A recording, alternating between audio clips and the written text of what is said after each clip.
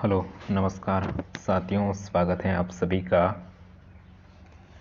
आपके अपने YouTube channel पर। ठीक है, टॉपिक है अपना प्राचीन भारत का इतिहास, हिस्ट्री ऑफ एंशिएंट इंडिया। ठीक है, टॉप 50 से भी अधिक क्वेश्चन है वो रहने वाले हैं और जो एग्जाम्स में बार बार पूछे जाते हैं। ठीक है, तो बढ़ते हैं फर्स्ट क्वेश्चन की तरफ बिना कुछ देरी करते हुए। ठीक है, पहला क्वेश्चन क्या पूछ रहा है, देखिए, बुद्ध के सर्वप्रिय शिष्य का नाम क्या था। ठीक है, बुद्ध, भगवान बुद्ध के सबसे प्रिय दोस्त का नाम क्या, अरे शिष्य का नाम पूछा है। ठीक है, तो उसका नाम था आनंद। ठीक है, ऑप्शन नंबर जो बी, जो भी भाई बहन बता रहे हैं, ऑप्शन नंबर बी है जो आप सभी का करेक्ट आंसर हो जाता है। ठीक है, उपाली, सर्वकामी और वासुमित्र, तो यहाँ पर जो आनंद है वो करेक्ट आंसर है। ठीक है, नेक्स्ट देखिए, इसी प्रकार चंद्रगुप्त मौर्य का प्रधानमंत्री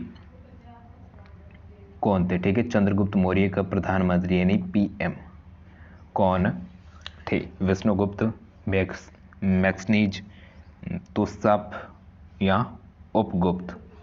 तो चंद्रगुप्त मौर्य के जो प्रधानमंत्री थे तो वो थे विष्णुगुप्त। ठीक है, ऑप्शन नंबर ए है जो अपना यहाँ पर करेक्ट आंसर हो रहा है। ठीक है, नेक्स्ट देखिए, चंद्रगुप्त मौर्य ने अपना अंतिम समय कहाँ बिताया था। ठीक है, जीवन का अपना अंतिम समय है वो चंद्रगुप्त मौर्य ने कहाँ बिताया।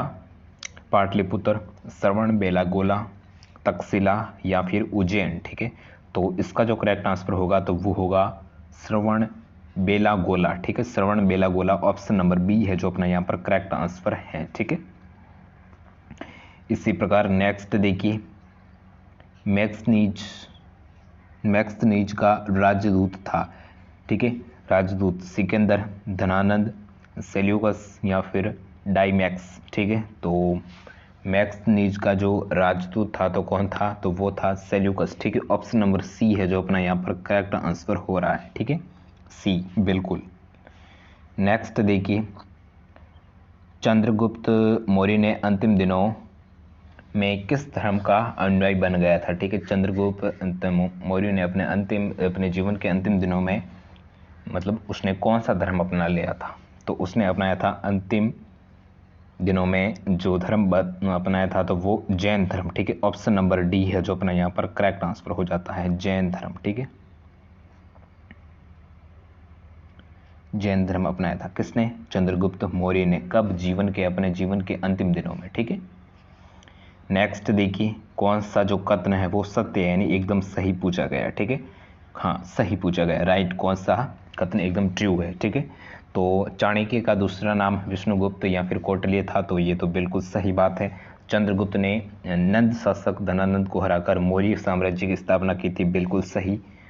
और देखिए, चंद्रगुप्त ने सुदर्शन झील जो सौराष्ट्र में इसका निर्माण करवाया था, बिल्कुल सही। यहाँ पर तीनों कथन सही यानी उपरोक्त सभी। ठीक है, ऑप्शन नंबर डी है जो करेक्ट आंसर हो जाता है, ये सभी कथन सत्य हैं। ठीक है, ठीक है, नेक्स्ट देखिए, अर्थशास्त्र किसकी रचना है, तो आप सभी को पता है अर्थशास्त्र के जो रचयिता है वो कौन है, तो वो है कौटिल्य। ठीक है, ऑप्शन नंबर ए है जो अपना यहाँ पर करेक्ट आंसर हो रहा है। ठीक है, नेक्स्ट देखिए, अशोक ने कलिंग पर आक्रमण कब किया था। ठीक है, सम्राट अशोक ने कलिंग पर आक्रमण है वो कब किया था, तो कब करते हैं कलिंग पर आक्रमण, वो करते हैं 261 ईसा पूर्व। ठीक है, 261 ईसा पूर्व में जो अशोक है वो सम्राट अशोक है वो कलिंग पर आक्रमण करते हैं। ठीक है, ऑप्शन नंबर बी है जो अपना यहाँ पर करेक्ट आंसर हो रहा है। ठीक है, नेक्स्ट देखिए, इंडिका नामक जो पुस्तक की रचना किसने की थी। ठीक है, इंडिका किसकी रचना है, तो इंडिका बहुत ही इंपॉर्टेंट सवाल है, काफ़ी एग्जाम्स में पूछा भी गया है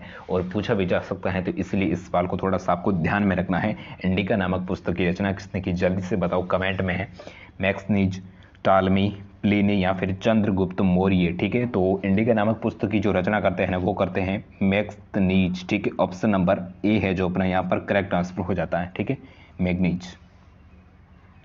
ठीक है, हाँ, नेक्स्ट देखिए, बहुत ही अच्छा सवाल था, बौद्ध धर्म के प्रचार के लिए अशोक ने किसे श्रीलंका में भेजा था। ठीक है, बहुत ही अच्छा सवाल है। जो अशोक थे ना, वो बौद्ध धर्म को प्रचार करने के लिए श्रीलंका में किन्हें भेजते हैं, तो श्रीलंका में महेंद्र संघमित्रा या उपगुप्त, ठीक है। तो महेंद्र और संघमित्रा ये दोनों जाते हैं श्रीलंका में और बौद्ध धर्म का प्रचार करते हैं, ठीक है। महेंद्र और संघमित्रा ये जो अशोक की पुत्र और पुत्रियां हैं, ठीक है, पुत्र और पुत्री हैं, ठीक है। तो ये दोनों जाते हैं, ठीक है। तो इसलिए ऑप्शन नंबर जो डी है जो अपना यहाँ पर करेक्ट आंसर हो जाता है, यानी ए व वे दोनों, ठीक है। बिल्कुल डी है जो करेक्ट आंसर है, ठीक है। नेक्स्ट देखिए 61 नंबर सवाल है, अशोक के शिलालेखों की खोज सर्वप्रथम किसने की थी, ठीक है। अशोक ने जितने भी शिलालेख लिखे हैं तो उनकी जो खोज है वो सर्वप्रथम किस विद्वान ने की थी, ठीक है। हाँ, किसने की थी। हाँ, बहुत ही अच्छा सवाल है। तो यहाँ पर जो पादरे थी फैंथेलर, ठीक है, फैंथेलर ऑप्शन नंबर बी है जो अपना यहाँ पर करेक्ट आंसर हो जाता है, ठीक है। नेक्स्ट देखिए, अशोक के शिलालेख को सर्वप्रथम किसने पढ़ा था, ठीक है। खोज तो किसने की थी, पादरेटी फैंथलर ने की थी, और सर्वप्रथम पढ़ा किसने है, पढ़ा है जेम्स प्रिंसेप ने, ठीक है, प्रिंसेप ने, ठीक है। ऑप्शन नंबर ए है जो करेक्ट आंसर हो जाता है, यानी अशोक के शिलालेख को सर्वप्रथम खोज करता है पादरेटी पैंथलर, ठीक है, और पढ़ते हैं सर्वप्रथम जेम्स प्रिंसेप, ठीक है। जेम्स प्रिंसेप ये आपको नाम है, इसमें आप कंफ्यूज हो सकते हो, ठीक है। तो ये थोड़ा आपको ध्यान में रखना है, ठीक है, ये दो बंदे हैं, ठीक है। नेक्स्ट देखिए, सांची स्तूप का निर्माण किसने करवाया था, ठीक है। सांची का स्तूप जिसका निर्माण है वो कौन करवाते हैं, तो अशोक जी करवाते हैं, ठीक है। ऑप्शन नंबर बी है जो करेक्ट आंसर हो जाता है, सांची स्तूप का जो निर्माण है वो करवाते हैं सम्राट अशोक, ठीक है। ऑप्शन नंबर बी है जो अपना यहाँ पर करेक्ट आंसर हो जाता है, ठीक है। नेक्स्ट देखिए, अशोक के अभिलेख किस लिपि में लिखे गए हैं, ठीक है। अशोक के द्वारा जितने भी अभिलेख लिखे गए हैं तो वो किस लिपि में लिखे गए थे, ठीक है। तो वो लिखे जाते हैं ब्राह्मी लिपि में, ख्रोस्टी लिपि में, ग्रीक में और अरामेई की, ठीक है, अरामेई की लिपि में, यानी उपयुक्त सभी, ठीक है। ऑप्शन नंबर डी है जो अपना यहाँ पर करेक्ट आंसर हो जाता है, उपयुक्त सभी, ठीक है। नेक्स्ट देखिए, चंद्रगुप्त मौर्य की सेंट्रोकॉट्स के रूप में पहचान की, ठीक है। चंद्रगुप्त मौर्य को किसने सेंट्रोकॉट्स कहा है, ठीक है। तो किसने कहा है, तो वो कहते हैं विलियम जोन्स, ठीक है, विलियम जोन्स है जो अपना यहाँ पर करेक्ट आंसर हो जाता है, ठीक है। बहुत ही अच्छा सवाल है, क्लास को आपको ध्यान से अच्छे से एंड तक देखना है, तभी आपको कुछ क्वेश्चन है वो दिमाग में बैठ पाएंगे। और अगर आपको क्लास अच्छी लग रही है, ठीक है, कुछ सीखने को मिल रहा है, तो जल्दी से चैनल को सब्सक्राइब और वीडियो को लाइक जरूर से करिएगा, ठीक है। हमारी मेहनत के लिए छोटी सी आपसे मैं रिक्वेस्ट करता हूँ, ठीक है। नेक्स्ट देखिए, अशोक के किस शिलालेख में उसकी कलिंग विजय का उल्लेख मिलता है, ठीक है। कौन से शिलालेख में अशोक है वो कलिंग पर आक्रमण करते हैं, कब करते हैं, 261 ईसा पूर्व में, ठीक है। और उसके जो विजय का जो उल्लेख है वो किस शिलालेख में मिलता है, ठीक है।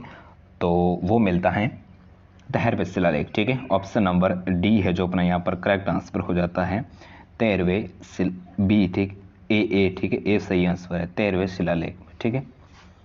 नेक्स्ट देखिए, मौर्य काल में गुप्तचरों को क्या कहा जाता है, ठीक है। मौर्य काल में गुप्तचरों को क्या कहा जाता था,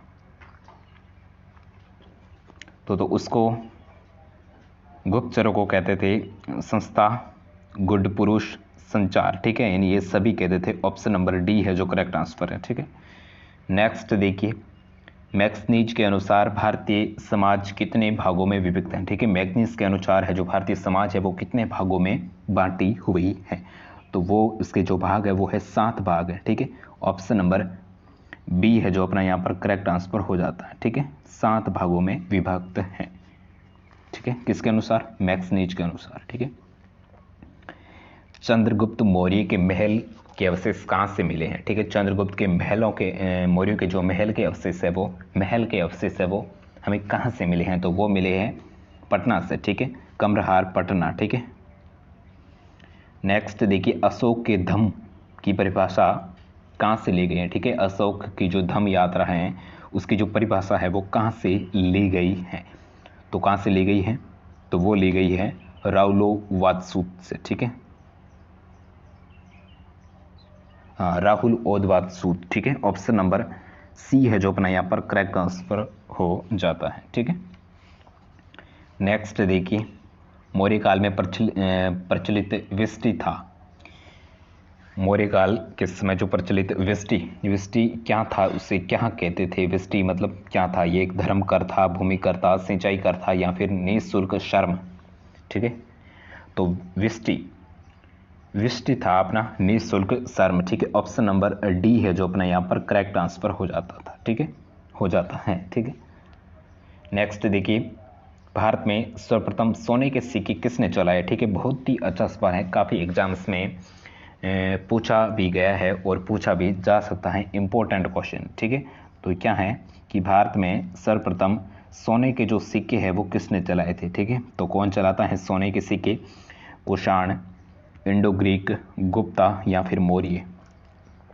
हाँ, तो इसका जो करेक्ट आंसर होगा तो वो होगा इंडो ग्रीक। ठीक है, इंडो ग्रीक के द्वारा भारत में सर्वप्रथम सोने के सिक्के हैं वो चलाए जाते हैं। ठीक है, ऑप्शन नंबर बी है जो अपना यहाँ पर करेक्ट आंसर है। नेक्स्ट देखिए, शीशे के सिक्के किस वंश के शासकों ने चलाए थे? शीशे मतलब जो कांच होता है ना, कांच, उसके जो सिक्के हैं वो किस वंश के शासकों ने चलाए थे? ठीक है, तो यहाँ पर सुंग, कण्व, सातवाहन वंश या फिर इंडो ग्रीक। ठीक है, इंडो ग्रीक ने तो सोने के सिक्के चलाए थे, और यहाँ पर जो कांच के जो सिक्के हैं, जो शीशे के जो सिक्के हैं वो चलाते हैं सातवाहन वंश। ठीक है, सातवाहन वंश के जो शासक होते हैं वो शीशे के सिक्के हैं वो चलाते हैं। ठीक है, ऑप्शन नंबर सी है वो करेक्ट आंसर है।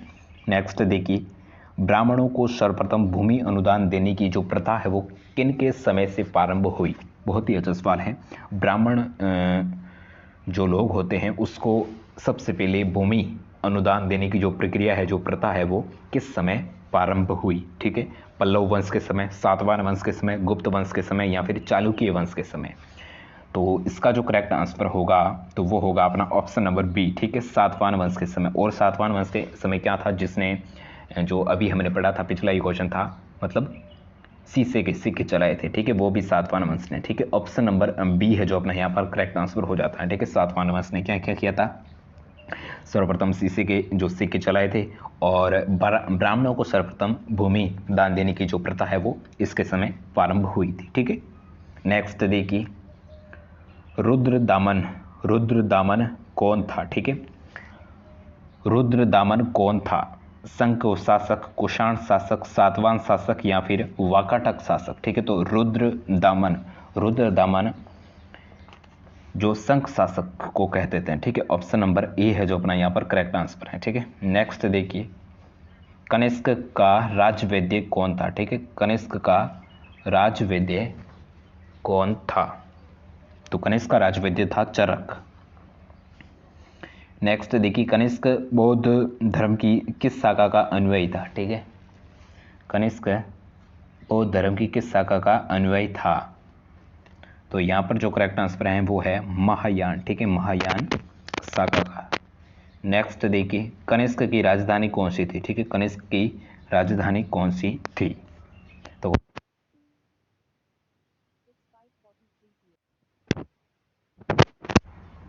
हाँ, कौन सी थी? कनिष्क की राजधानी कौन सी थी? तो कनिष्क की राजधानी थी पुरुषपुर। ठीक है, जूनागढ़ से प्राप्त संस्कृत का पहला अभिलेख किस शासक का है? ठीक है, जूनागढ़ से प्राप्त संस्कृत का पहला अभिलेख है वो किस शासक का है? ठीक है, हाँ, तीन ही ऑप्शन है इसमें क्या, तो बिल्कुल तीसरा सही है, रुद्रदामन का। ठीक है, ऑप्शन नंबर सी है वो करेक्ट आंसर है। ठीक है, नेक्स्ट देखिए, किस स्थान पर रोम बस्ती मिली? ठीक है, किस स्थान पर रोम बस्ती मिली? तो वो मिली है अरिकमेडु पे। ठीक है, अरिकमेडु में। बुद्ध चरित्र,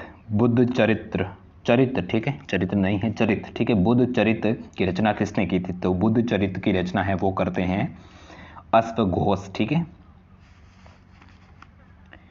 नेक्स्ट देखिए, किस शासक ने गुप्त वंश प्रारंभ किया था? ठीक है, किस शासक ने गुप्त संवत, ठीक है, गुप्त संवत है वो प्रारंभ किया था? तो वो करते हैं चंद्रगुप्त प्रथम। ठीक है, भारत का नेपोलियन, बहुत ही अच्छा सवाल है, भारत का नेपोलियन किस गुप्त शासक को कहा गया है? ठीक है, भारत का जो नेपोलियन है वो किस गुप्त शासक को कहा गया है? तो वो कहा गया है समुद्रगुप्त को। ठीक है, समुद्रगुप्त को। बहुत ही अच्छा सवाल है। ठीक है, नेक्स्ट देखिए, चीनी यात्री जो फान किसके शासनकाल में आया था, ठीक है। चीनी यात्री जो फाहन है वो किसके शासनकाल में आया था, तो वो आता है चंद्रगुप्त और विक्रमादित्य के शासनकाल के समय, ठीक है। नेक्स्ट देखिए, मौर्य द्वारा निर्मित सुदर्शन झील का जीर्णोद्धार किसने करवाया, ठीक है। जीर्णोद्धार किसने करवाया था, तो वो करवाते हैं रुद्रदमन और स्कंदगुप्त, दोनों करवाते हैं, ठीक है। तो ए व ब दोनों किस में है, ऑप्शन नंबर डी में है, इसीलिए ऑप्शन नंबर डी है जो अपना यहाँ पर करेक्ट आंसर हो जाता है, ठीक है। नेक्स्ट देखिए, भारत पर हूणों का आक्रमण किसके शासनकाल में हुआ, ठीक है। भारत पर हूणों का जो आक्रमण है वो किसके शासनकाल में हुआ था, तो वो होता है स्कंदगुप्त के शासनकाल के समय, ठीक है। क्या होता है, भारत पर हूणों का आक्रमण होता है, ठीक है। बस ये आपको याद रखना है। नवरत्न किस गुप्त शासक से संबंधित हैं, ठीक है। नवरत्न जो किस गुप्त शासक से संबंधित हैं, तो वो संबंधित हैं चंद्रगुप्त व विक्रमादित्य। बिल्कुल। नालंदा विश्वविद्यालय के संस्थापक कौन था, ठीक है। नालंदा विश्वविद्यालय का संस्थापक कौन था, तो कौन था संस्थापक, कुमार गुप्त, ठीक है।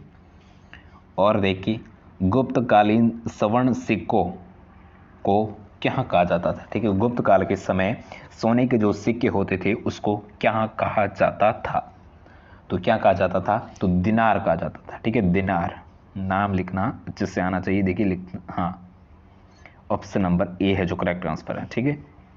नेक्स्ट देखिए, क्या करना है, सुमेलित करना है, ठीक है। बहुत ही अच्छा सवाल है। निम्नलिखित, हाँ, निम्न में से कौन सा सुमेलित नहीं है, ठीक है। गलत मतलब सही सुमेलित नहीं है। एंशियंट हिस्ट्री क्वेश्चन, ठीक है। हाँ, रचना है एक तरफ और एक तरफ है उसकी रचनाकार। तो देखते हैं,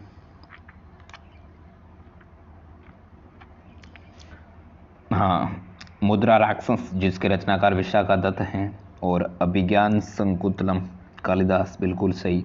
रुद्रक जिसके मृच्छकटिकम है, और जो ये है ना स्वप्रभा स्वदत्तम, ठीक है। तो इसके जो डी ये नहीं है, ठीक है। ऑप्शन नंबर डी है वो असुमेलित है, ठीक है। नेक्स्ट देखिए, बाणभट्ट किसके दरबारी कवि थे, बाणभट्ट है वो किसके दरबारी कवि था, तो वो था हर्षवर्धन, ठीक है। हर्षवर्धन के दरबारी कवि कौन था, बाणभट्ट, ठीक है। नेक्स्ट देखिए, हर्षवर्धन की राजधानी का नाम था, हर्षवर्धन की राजधानी का क्या नाम था, तो उसकी राजधानी का नाम था कन्नौज, बिल्कुल सही आंसर, ठीक है। चीनी यात्री ह्वेनसांग है, जो ह्वेनसांग है वो किसके शासनकाल में भारत आता है, ठीक है। चीनी यात्री ह्वेनसांग के जो है वो किसके शासनकाल में भारत आता है, तो वो आता है हर्षवर्धन के शासनकाल में, ठीक है। हाँ, और जो राजस्थान के जो जालौर जिले का जो भीनमाल इलाका है ना, उस पर जो रुकने वाला वही है जो यात्री है वो ह्वेनसांग है, ठीक है। कनौज के लिए हुए त्रिपक्षीय संघर्ष को अंतिम विजय किसकी हुई थी, ठीक है। कनौज के लिए हुए त्रिपक्षीय संघर्ष की जो अंतिम विजय होती है वो किसकी होती है, तो वो विजय होती है पालों की, ठीक है। किस राष्ट्रकूट शासक ने एलोरा के पर्वतों को कटवाकर प्रसिद्ध कैलाश मंदिर का निर्माण करवाया था, बहुत ही अच्छा सवाल है, इंपॉर्टेंट क्वेश्चन है। तो किस राष्ट्रकूट शासक ने एलोरा के पर्वतों को कटवाकर प्रसिद्ध कैलाश मंदिर का निर्माण है वो करवाया था, तो किसने कैलाश मंदिर का निर्माण है जो कौन करवाते हैं, तो वो करवाते हैं कृष्ण प्रथम, ठीक है। कृष्ण प्रथम, ऑप्शन नंबर सी है जो अपना यहाँ पर करेक्ट आंसर है। वातापी किसकी राजधानी थी, ठीक है। वातापी किसकी राजधानी थी, चालुक्यों की, ठीक है, चालुक्य की। और स्थानीय स्वशासन किसके प्रशासन की मुख्य विशेषता, ठीक है। स्थानीय स्वशासन जो मुख्य विशेषता थी चौल वंश की, ठीक है। और बृहदेश्वर मंदिर का निर्माण किसने करवाया था, ठीक है। बृहदेश्वर मंदिर का निर्माण है वो कौन करवाते हैं, तो वो करवाते हैं राज प्रथम, ठीक है। और देखिए, एलिफेंटा गुफा मंदिरों का निर्माण किस राजवंश के शासन के काल में हुआ, ठीक है। एलिफेंटा गुफा मंदिर का जो निर्माण है वो किस राजवंश के शासन के शासक काल में होता है? तो वो होता है राष्ट्रकूट के। डी करेक्ट है, ठीक है। और देखिए 9 नंबर, महाबलीपुरम के रक्त प्रसिद्ध का निर्माण किसने करवाया था? तो वो करवाते हैं नरसिंह वर्मन प्रथम, ठीक है। ये करेक्ट आंसर है। नेक्स्ट देखिए, आज का अपना अंतिम सवाल आपकी स्क्रीन पर आ चुका है। बहुत ही अच्छा और इम्पोर्टेंट सवाल है, तो इसलिए सभी इसका आंसर आपको बताना है। कश्मीर में मार्तंड सूर्य मंदिर का निर्माण किसने करवाया था? ठीक है, बहुत ही अच्छा सवाल है, ध्यान से सोच के समझ के बताना है। कश्मीर में स्थित मार्तंड सूर्य मंदिर का निर्माण है वो कौन करवाता था? किसने करवाया था? तो उसका जो निर्माण करवाते हैं ललितादित्य मुक्तापिंड के द्वारा कश्मीर में स्थित मार्तंड सूर्य मंदिर का निर्माण इसने करवाया था, ठीक है। तो सी आंसर करेक्ट है। और आज की जो क्लास है वो हम यहीं समाप्त करते हैं। आई होप कि आपको अच्छी जरूर लगी होगी। अच्छी लगी तो क्लास को लाइक, चैनल को सब्सक्राइब और अपने दोस्तों के साथ शेयर कर दीजिए। मिलते हैं नेक्स्ट क्लास में, ठीक है। और हाँ, इसकी पीडीएफ भी आपको टेलीग्राम चैनल पे मिलेगी, लिंक है जो आपको डिस्क्रिप्शन में मिलेगी, ठीक है। तो thank you so much for watching this class. Okay bye, मिलते हैं नेक्स्ट क्लास में।